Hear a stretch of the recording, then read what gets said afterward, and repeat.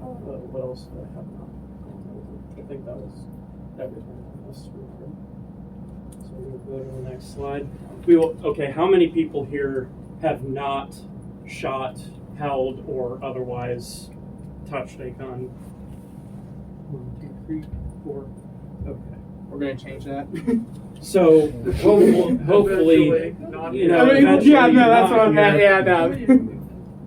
But we'll start off with the very rudimentary, you know, what is a firearm? Well, to put it plainly, a firearm is anything that has a barrel that will shoot a projectile with a propellant such as gunpowder or even aerosol, like a potato gun. That is technically still a gun. You're shooting a projectile from a barrel with a propellant. Typically, what you think of as a firearm is, you know, the metal, wood, and composite materials that you see here in the examples. Behind Javier, I believe, there is a flare gun that is under the revolver there, and that is still technically a gun because it shoots a projectile. There are a lot of different firearm manufacturers in the United States and ammunition companies. Almost 650, as you can see here, 649. You know, that's almost 650. Let's see, go to the next slide. Any questions so far? Okay, I didn't figure, but I was asked. So, do you want to take some, or do you want me to keep going? I can do the one on the long guns and Okay. So as you can see at the bottom here, it says long guns and then handguns, which technically speaking, the long guns you can own at the age of 18. Handguns, you have to be 21 to have those. They're cut off in the United Are States. they? Yeah, it's because of the table. Lift it up a little bit. There we So- go. Okay. Firearms like rifles and shotguns will be your long guns. Pistols and revolvers are your handguns. Obviously, because you can hold them within the palm of your hand and shoot them. The long guns like rifles and shotguns are used sometimes for home defense. It just depends on really what you're looking for to get out of them on which one to use.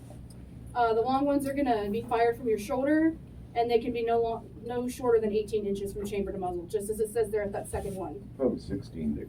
Yeah, it's 16. Was it 16? I think 16? I kept seeing 16, 18. unless it's shorter than it's considered a pistol. I think it's like Shotguns are 18 for 18 now. shotguns, Really? 16 for Shotguns are 18 to the 60. long ones. I'm Yeah. not, Unless it's a shockwave, then that's a whole different story. Well, that's a pistol. But to start with, That's typically, That's all their firearms. typically people who have not shot before, the better thing to start with is a rifle or a shotgun. It's a little easier to handle if you're not expecting or not familiar with recoil. especially In my- with the rifles, you can shoot the 22 caliber.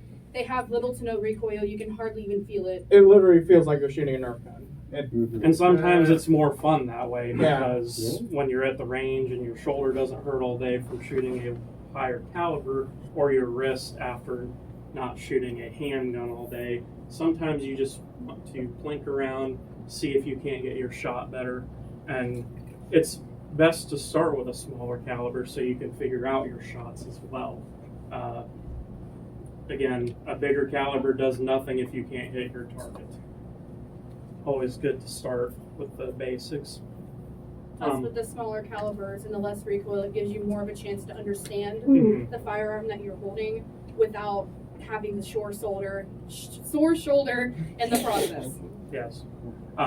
For those especially who have not shot, a smaller caliber like a 22, for example, which is about the smallest, most reasonable one that you can shoot and get relatively cheap.